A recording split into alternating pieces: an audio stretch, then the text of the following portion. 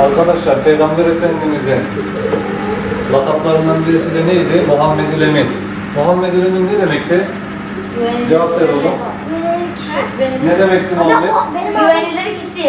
Yani Peygamber Efendimiz'in en önemli özelliklerinden birisi de güvenilir, insanlara karşı dürüst olmasıydı, değil mi arkadaşlar? Evet.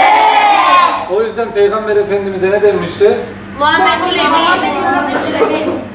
Peygamber Efendimiz'de çıkarmamız gereken birçok örnek vardır. Bunu hayatımızla bağdaştırmamız gerekir.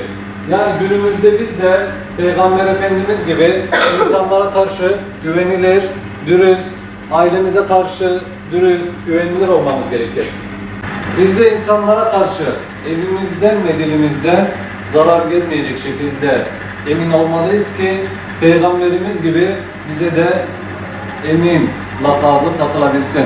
Burada bize Kur'an kursunda ders yapıyorlar, ahlakı öğretiyorlar, dua ezberletiyorlar.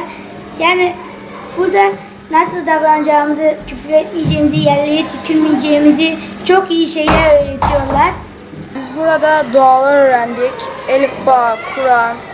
Biz burada hocalarımız bize ikramlarda bulundu.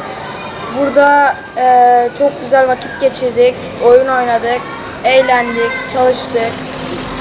Sonra burada hocalarımız bize hediyeler verdi, güzel şeyler verdi, güzel oyun oynadık filan. Biz buranın biteceğini bildiğimiz için çok üzülüyoruz. Keşke bitmese. Burada dualar öğreniyoruz. Elifba'yı öğretiyorlar. Bugün Kur'an'a geçtim. Buranın biteceği için üzgünüm. Keşke hep olsa. Burada çok mutluyuz. Kapanmasına çok bir süre olsaydı. Az kaldı, hepimiz çok üzülüyoruz. Çok iyi anılar geçirdik burada. Oyunlar oynadık, Kur'anları öğrendik, elifbayı öğrendik. Çok iyi süreç geçti. Yani keşke bir yılda değil de keşke her zaman olsaydı. Okuldan daha iyi yani canlı. Burada herkese elifbalar, Kur'anlar öğretiliyor. Ben de yakın bir zamanda Kur'an'a geçeceğim inşallah. Burada herkese eşit davranılıyor. Herkese eğlenceli oyunlar oynatılıyor, ikramlar yapılıyor. Herkese eşit davranıyorlar. Burada çok eğleniyoruz. Keşke hiç bitmese. Ama maalesef yakın bir zamanda bitecek, bir hafta gibi bir sürede. Okuldan daha eğlenceli olabilir burası bazı kişilere göre. Bana göre de öyle.